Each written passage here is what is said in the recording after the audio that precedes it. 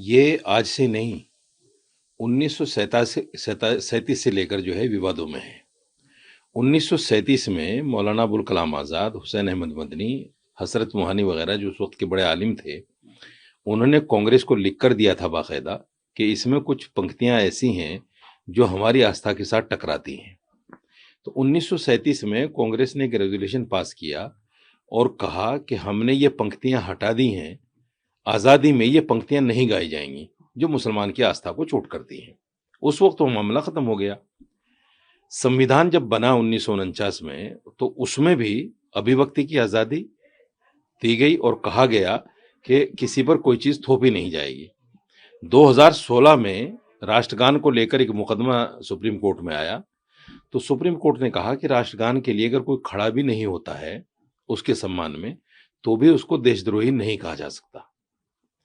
तो मेरा स्पष्ट मानना यह है, और जितने भी मुसलमान आलिम हैं, कि जिन पंक्तियों में राष्ट्रगीत के अंदर मुल्क को माँ दुर्गा, सरस्वती, जनहारणी, जन्म देने वाली, जन्म लेने वाली, ये इल्म देने वाली ये कहा गया है, ये हमारी आस्था से टकराती हैं।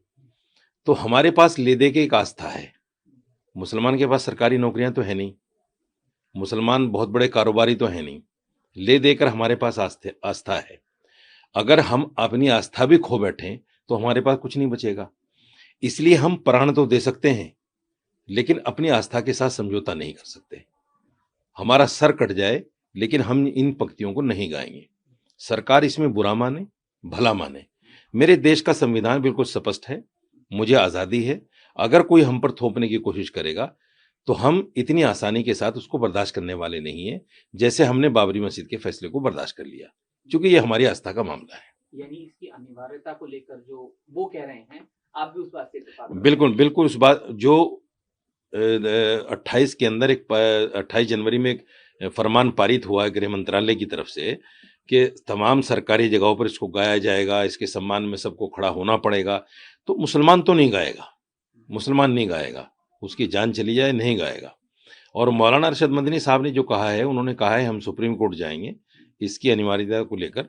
ये ठीक है, हमारा संवैधानिक अधिकार है, ये भी हम ये भी करेंगे, लेकिन हम गाएंगे नहीं, बिल्कुल नहीं गाएंगे। ये जो वंदे मातरम के ताल्लुक से कानून बनाया जा रहा है या गवर्नमेंट की तरफ से जब्र किया जा रहा है कि इसका पढ़ना लाजमी है, ज़रूरी है, तो ये गैर आइनी है, यानी गैर कानूनी है।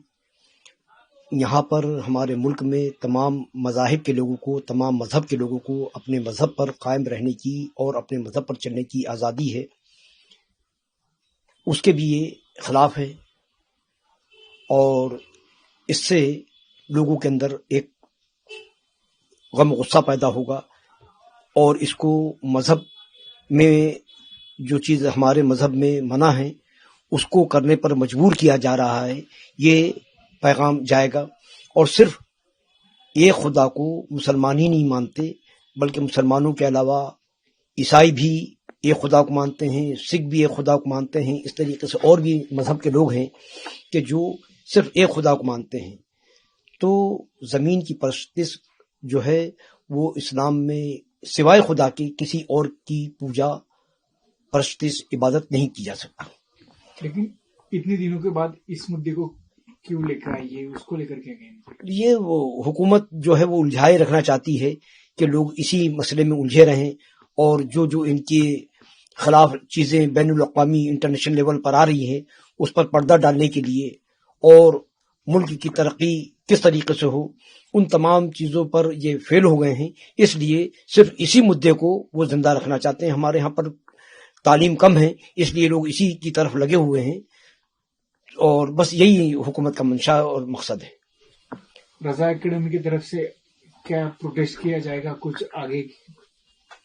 अब देखिए, इस सिलसिले में उलमाए कराम से मशवरा किया जाएगा कि हम किस तरीके से एहतजाज करें, और या फिर मशवरा करने के बाद सुप्रीम कोर्ट जाया जाए और इसको किसी भी तरीके से नाफिज करने के ना हो, नाफिज हो, इसके लिए जो कुछ भी कोशिश की जा सकती है वो की जाएगी।